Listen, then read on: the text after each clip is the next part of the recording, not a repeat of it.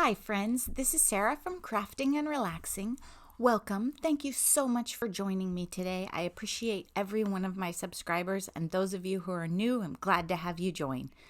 Today I'm doing a process video, and I saw Cat and Paws, Gretchen, I'll link to the video below, make some envelopes or pockets, and she makes amazing journals, and she was showing how she did it. So when I made mine, I turned on the camera, and then I have slight alterations just because of the tools I have. In this situation, you're using one of those pads that you can buy at Hobby Lobby, Michael's, anywhere. They're 4.5 by 6.5 inches.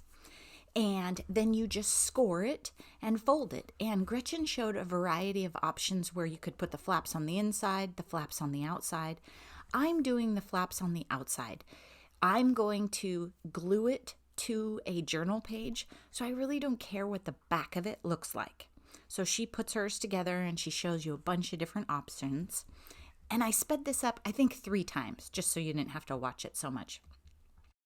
And that's the journal that I put together with the Anything Goes paper. Now, what Gretchen does, see where I'm struggling with my hole punch? She has a lot of these flat punches, like the scallop one I'm using. And so she makes her envelope and then she punches it.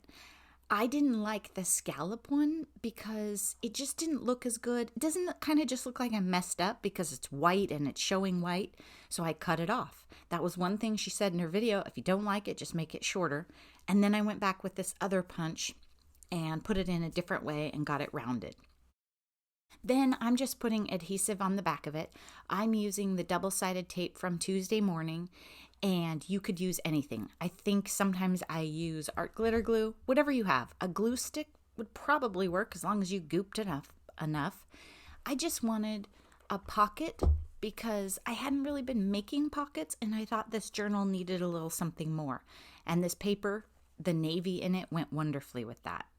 So there's my first one.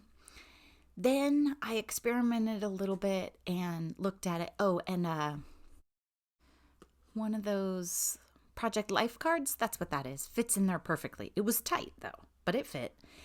And then I wanted a different one with different paper for a different page. I looked at it and the other one was taller than I wanted. And I was trying to figure out a measurement that would be so you can make 2 out of a 6x6 piece of paper, because you'll notice I'm using the paper that goes with it. So you score it at a half for that bottom fold. And then here I experimented a little bit with the measurements. And before I was using a 4.5 by 6.5 inch pad, right? And then I went to a 6 inch. So I was thinking about how wide would it have to be to fold over? You don't want it perfect sections, they need to overlap a little, but it's not really going to matter how much they overlap. So again, you cut out that bottom 1/2 inch, and if you want to, you can watch Gretchen's. She does a great job explaining it slowly as she goes. Note this is the key to the universe. If you have chunky hole punches or, circle punches, punch your shape out before you glue that pocket together. That was one of my things where I was like, aha, because my circle punches are the old clunky kind that are big and round. So I would highly recommend doing that.